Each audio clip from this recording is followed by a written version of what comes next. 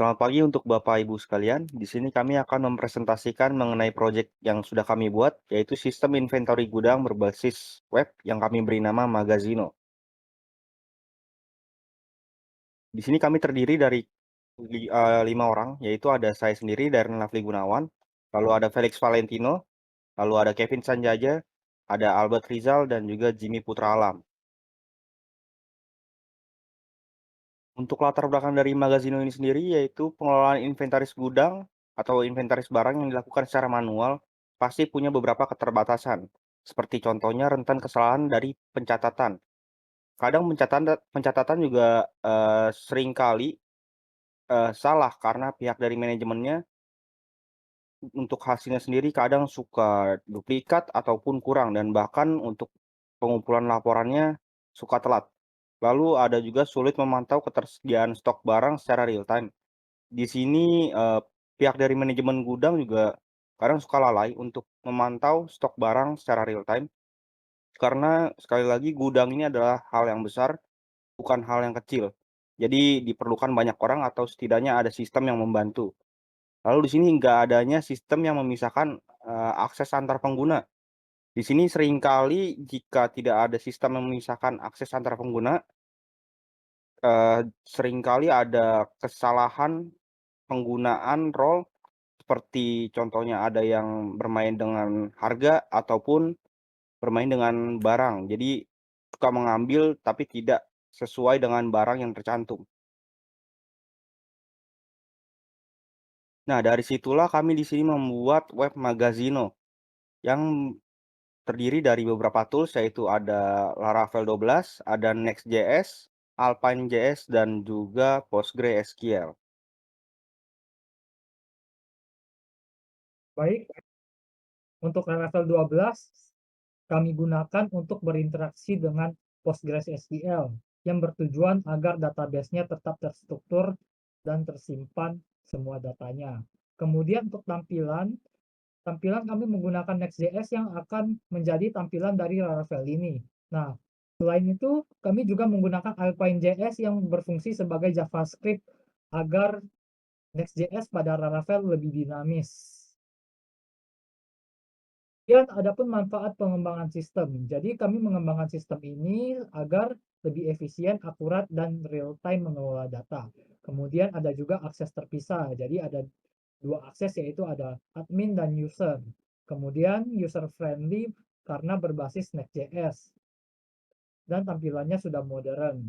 Kemudian ada laporan transaksi otomatis dan ada skalabilitas tinggi dan mudah dikembangkan ke depannya karena framework yang kami gunakan adalah Laravel sehingga ketika ada update atau perencanaan ke depan kami bisa dengan mudah mengikuti struktur dokumentasi yang telah diperbarui.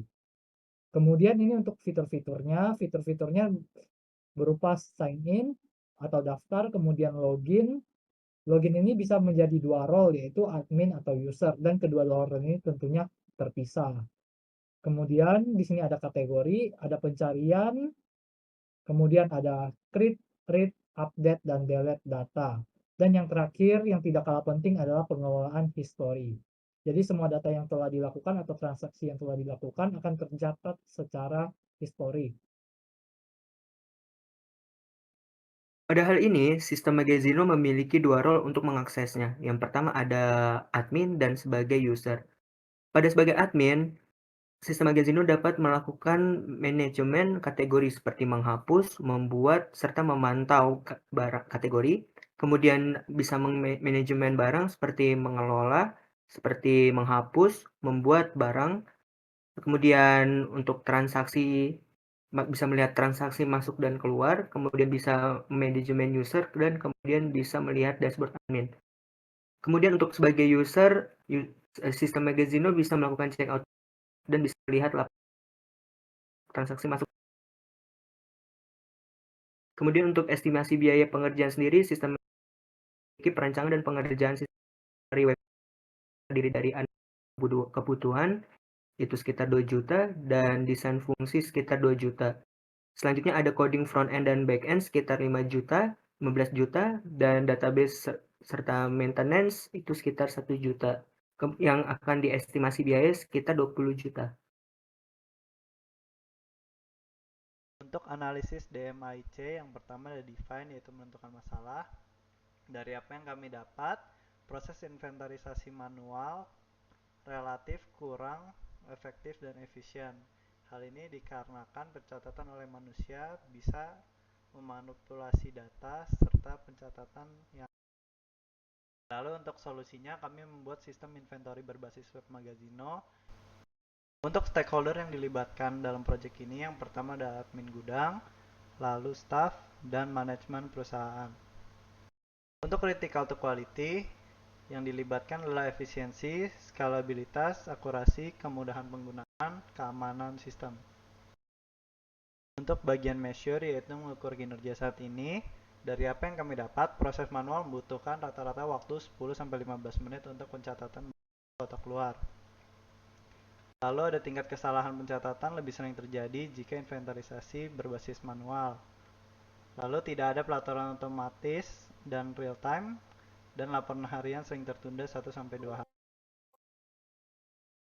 Nah, di sini ada analyze atau menganalisis akar masalah. Penyebab utamanya itu adalah ketergantungan pada pencatatan manual, lembar kerja, atau spreadsheet atau kertas. Tidak adanya sistem notifikasi saat stok habis atau notifikasi pop-up. Kurangnya pelatihan bagi pengguna itu penyebab utamanya. Analisis efek penundaan pengiriman barang, overstocking atau kehabisan stok atas ketidaktahuannya, kerugian operasional akibat stok yang tidak optimal. Jadi harusnya bisa dijual, jadi tidak dijual karena tidak ada stok.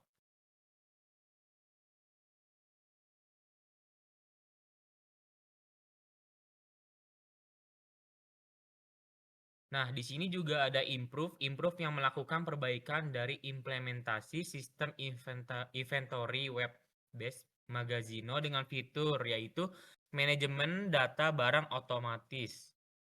Dan juga ada laporan harian keluar masuk atau LIFO dari barang tersebut. Enkripsi data untuk keamanan sistem data keamanan gudang. Dan juga ada enkripsi data. Sistem login multi ada sampai user, ada admin dan staff. Dan juga ada fitur pencarian cepat dan akurat melakukan dari search itu, tombol search. Dan melakukan framework Laravel dan Postgres SQL. Nah, dari situ kita bisa memperbaiki proses pencatatan terotomatasi, menurunkan waktu pencatatan dari 15 menit menjadi 1 menit. Kurang dari 1 menit. Nah, laporan otomatis dapat dikirim harian tanpa keterlambatan atau dibuat secara otomatis terupload. Dashboard real time mempermudah pemantauan stok dari dekat atau jauh melalui user, admin, dan user. Nah, di sini juga ada kontrol atau mengendalikan proses. Mulai dari strategi kontrol, mulai dari pelatihan pengguna dilakukan oleh admin dan staf yang bekerja, dilanjutkan dengan memonitoring berkala performa sistem. Implementasi logging dan backup otomatis sangat diperlukan bila data tersebut hilang atau adanya copy paste. Dan juga ada audit bulanan atas keakuratan data. Nah, ini kita langsung lanjut ke indikator keberhasilan dari strategi kontrol tersebut. Jadi waktu pencatatan konsisten kurang dari 1 menit per transaksi dan juga laporan tak tepat waktu 100% selama 1 bulan operasional tanpa merugikan pihak manapun. Baik, selamat pagi Bapak dan Ibu semuanya. Selamat pagi semuanya. Hari ini kami akan mempresentasikan salah satu sistem inventaris gudang yang bernama Magazino. Pada hal ini, sistem Magazino bisa diakses oleh 2 role, yang pertama admin dan user. Admin dan user akan masuk ke homepage seperti ini Bapak dan Ibu. Kemudian Bapak dan Ibu bisa login sebagai admin yang pertama dengan masuk sebagai email address dan masuk sebagai password. Kemudian Bapak dan Ibu bisa menekan login. Baik, kurang lebih seperti ini untuk tampilan admin Bapak Ibu. Pada halaman dashboard, terdapat beberapa fitur yang bisa diakses oleh admin. Yang pertama ada transaksi masuk. Transaksi masuk mengindikasikan jumlah total harga dari barang-barang yang masuk ke gudang. Lalu ada transaksi keluar. Transaksi keluar ini mengindikasikan jumlah barang yang keluar dari gudang. Lalu ada total barang, yaitu adalah total barang yang terdapat di gudang saat ini. Oke, berikutnya di menu kategori. Di sini kita bisa membuat kategori. Misalkan kategori yang ingin kita buat di sini adalah sirup. Dan ketika dibuat maka akan muncul kategori bernama sirup. Dan untuk kategorinya ini sendiri bisa diedit. Misalkan diganti nama menjadi saus dan diperbarui, maka akan muncul notifikasi kategori berhasil diperbarui dan namanya pun berubah. Dan ketika kita coba untuk mendelete, maka kategori pun berhasil di-delete atau dihapus dan notifikasi juga akan muncul. Di sini kita masuk ke kode menu atau menu barang. Ya, di sini ada daftar harga, ada daftar dan harga barang juga di sini juga ada daftar harga barang. Nah, di sini tuh ada kode barang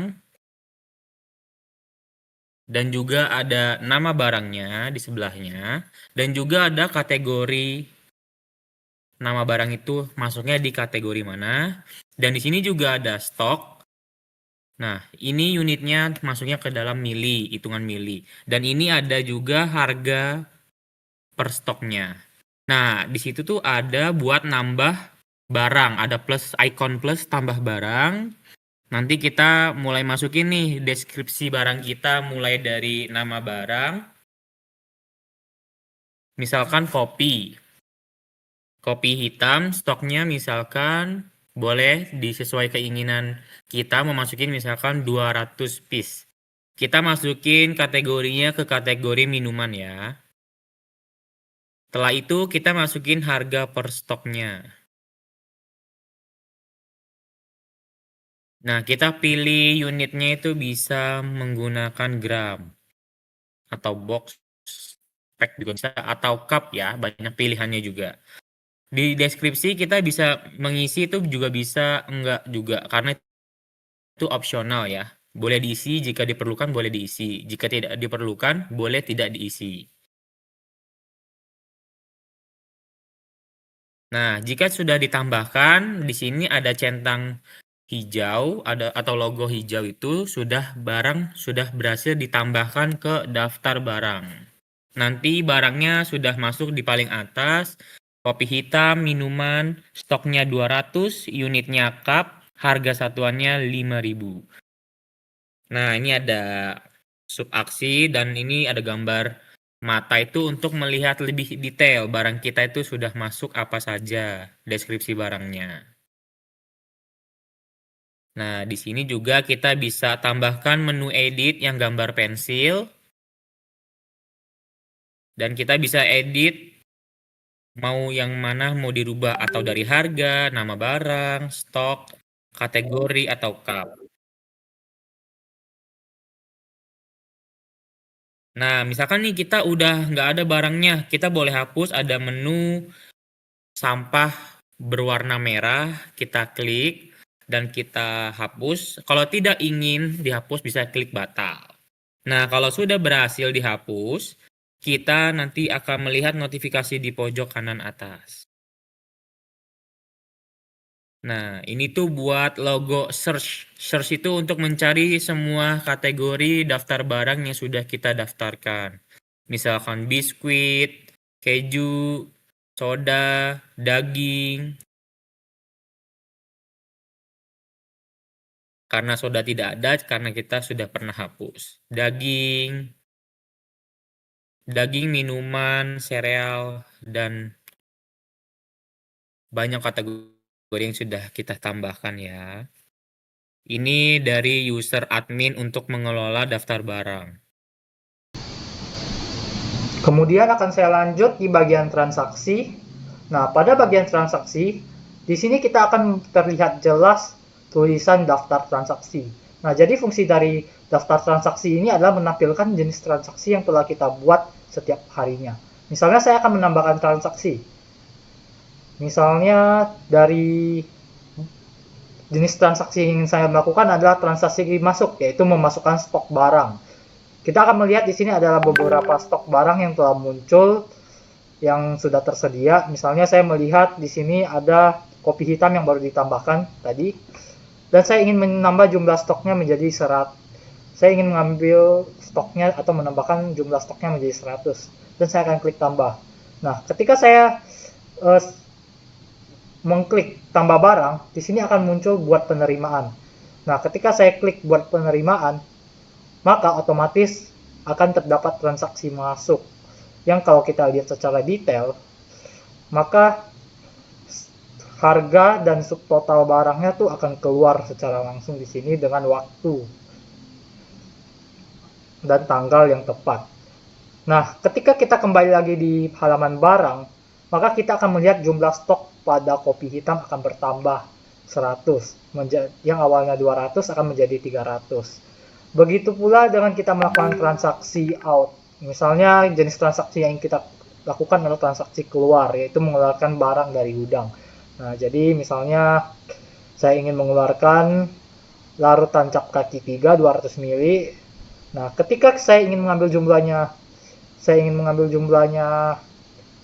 100, ketika saya klik tambah, tidak akan terjadi apa-apa dan justru akan membuat error karena stok pada larutan cap kaki 3 hanya tersedia 98. Jadi maka saya hanya bisa mengambil di bawah angka itu.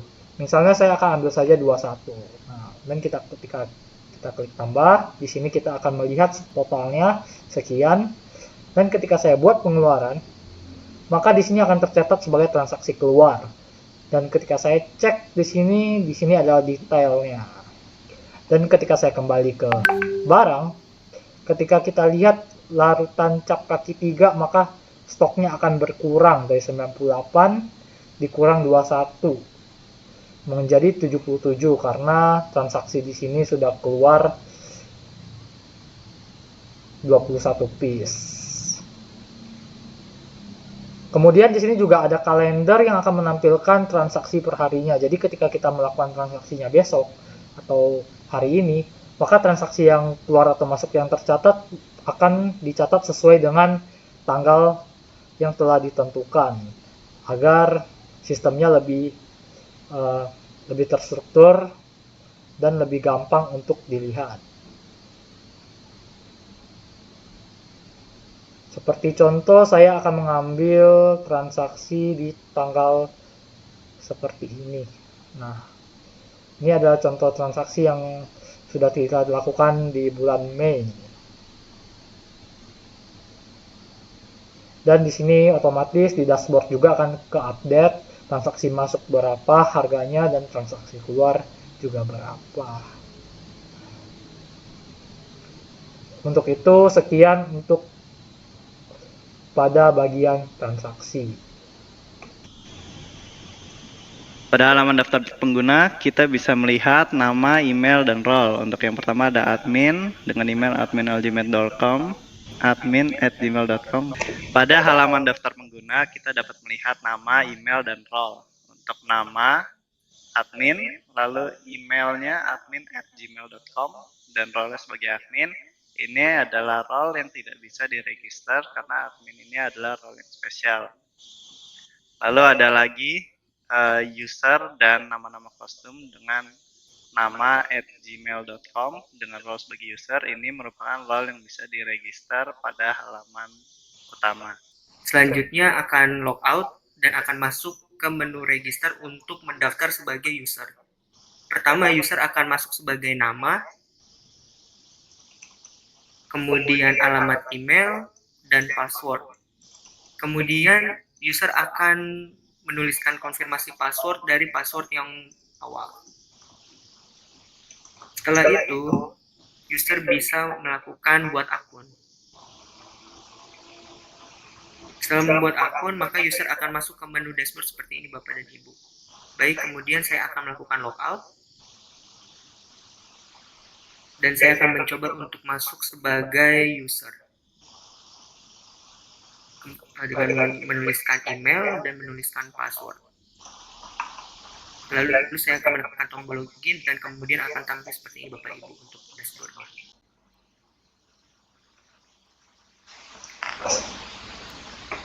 Di sini kita ada menu dashboard. Ya, dashboard itu dibagi menjadi dua. Ada dashboard checkout dan check log. Nah, di sini ada checkout barang. Misalkan kita mau cari nih barang apa yang kita mau checkout nih, cari atau deskripsi barangnya. Misalkan biskuit keju. Nah, kita cari biskuit keju. Nah, kita klik aja tambah untuk ada tombol aksinya untuk tambah. Oh, kita mau biskuit keju nih, kita klik tambah. Misalkan barang apa lagi ya? Daging, misalkan atau enggak larutan cap kaki 3 boleh. Nah, di sini sudah ada jumlah mau yang dimasukkan mau berapa piece nih biskuit kejunya. Misalkan 10 atau 11 boleh dimasukin sesuai keinginan. Nah, nanti ini itu ada maksimum pack-nya, ada minimalnya juga, minimumnya.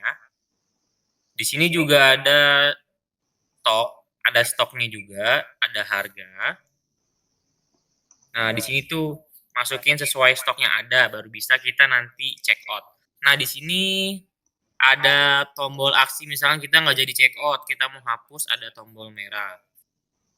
Nah, di pojok kanan bawah itu total general semua yang kita mau check out itu ada rupiahnya, misalkan 352.000 total semua yang kita sudah masukkan ke keranjang check out untuk dibeli. Nah, ini boleh catatan, misalkan biskuit kan ada banyak macam ya, biskuit coklat atau biskuit manis, keju. Keju tuh banyak, ada keju. Misalkan keju nih, kita masukin aja biskuit keju ya, 11 piece. Atau enggak ditambahin dan daging 500 gram. Kan daging banyak tuh, ada yang 200 gram, 100 gram, 1 ons. Nah, biskuit kejunya 11 piece ya bang, misalkan gitu, biar nggak salah, make sure aja buat catatan. Nah, kita klik check out yang warna putih pojok kiri bawah.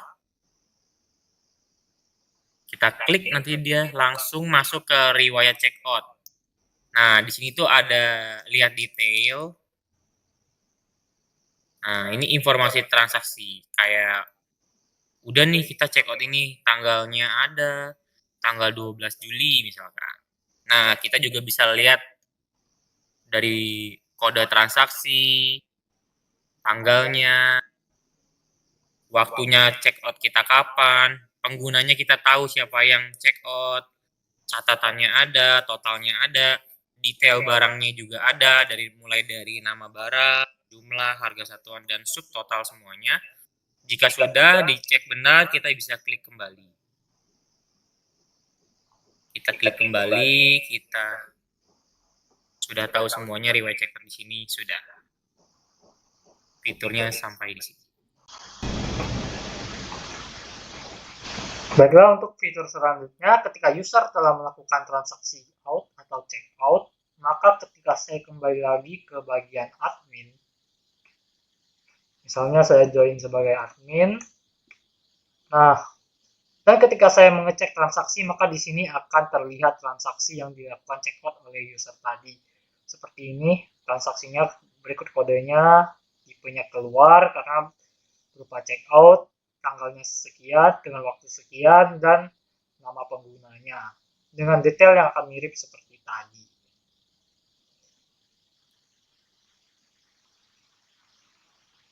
Dan tidak lupa pada bagian barang, jenis barang yang dilakukan check out akan berkurang stoknya.